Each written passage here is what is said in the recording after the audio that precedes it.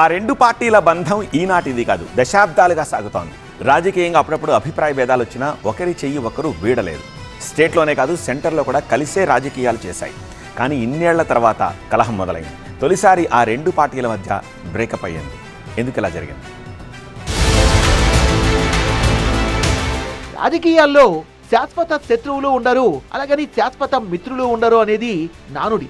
పరిస్థితుల్ని బట్టి, పార్టీ ప్రయోజనాల్ని బట్టి మిత్రులు మారుతుంటారు, రాజకీయ నిర్ణయాలు మారుతుంటాయి, ఎన్నికకు పొత్తులు మారుతుంటాయి, స్ట్రాటజీస్ చేంజ్ అవుతుంటాయి. అవసరాలే తప్ప విలువల్లేని రాజకీయం నడుస్తున్న ఈ రోజుల్లోనూ డిఎంకే కాంగ్రెస్ చాలా బలంగా తమ బంధాన్ని కొనసాగించాయి. డిఎంకే కాంగ్రెస్ సంబంధం ఒక్క రోజులో ఏర్పడింది కాదు, దాదాపు 2 దశాబ్దాలుగా కొనసాగుతూ వస్తోంది. అసలు కాంగ్రెస్ కు లాయల్ గా ఉన్న మిత్రులు ఎవరైనా ఉన్నారంటే అది డిఎంకే, ఆర్జేడీ మాత్రమే. అసలు ఈ రెండు పార్టీల మధ్య స్నేహం గురించి తెలియాలంటే మనం 1967లోకి వెళ్ళాలి.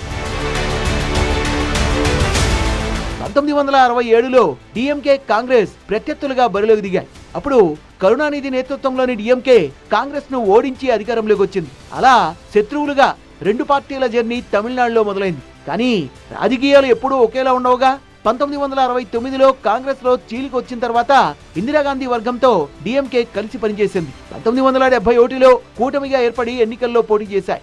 అక్కడి నుంచి రెండు పార్టీల మధ్య స్నేహబంధం మొదలైంది. కానీ ఇది స్థిరంగా కొనసాగలేదు. మధ్యలో మళ్లీ విడిపోవడం, మరోసారి కొత్త కూటములు ఏర్పడడం జరుగుతూ వచ్చింది. అన్నా డిఎంకే వచ్చాక సమీకరణాలు మారిపోయాయి.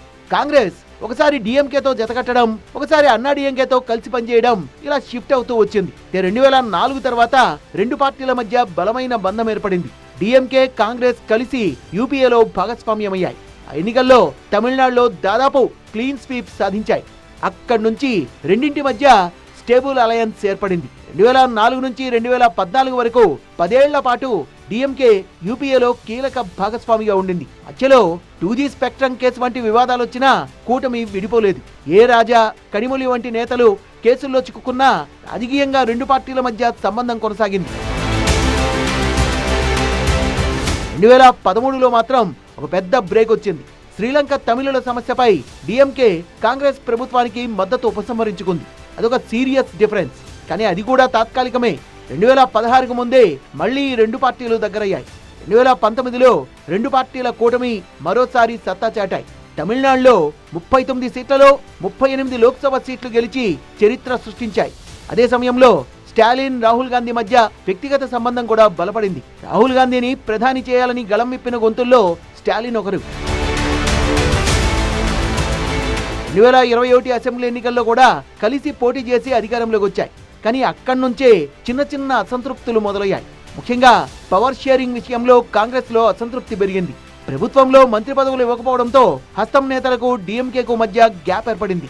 హీరో విజయ్ టీవీకే పార్టీ ఎంట్రీతో టోటల్ రాజకీయ ముఖచిత్రమే మారిపోవడం, ఎన్నికల్లో సింగిల్ లార్జెస్ట్ పార్టీగా టీవీకే అవతరించడంతో కాంగ్రెస్ డిఎంకేకు బై చెప్పేసింది. టీవీకేతో కలిసి పనిచేయాలని హస్తం నిర్ణయం తీసుకుంది. ఎన్నికలకు ముందు నుంచే డిఎంకేతో కాంగ్రెస్ అంటనట్టుగా ఉండింది. సీట్ల కేటాయింపుల్లో కూడా కాంగ్రెస్ తీవ్ర అసంతృప్తి వ్యక్తం చేసినట్టు వార్తలు వచ్చాయి. అంతేకాదు ప్రచార సభల్లో రాహుల్, స్టాలిన్ కలిసి ఎక్కడా వేదికను పంచుకోలేదు. ప్రస్తుతం టీవీకేకు సపోర్ట్ ఇవ్వడంపై కాంగ్రెస్ సమర్థించుకుంటుంటే డిఎంకే వెన్నుపోటు రాజకీయాలంటూ కాంగ్రెస్ ను దుమ్మెత్తిపోసింది. దీంతో దాదాపు 22 ఏళ్ల బంధానికి ఇలా బ్రేకప్ పడింది.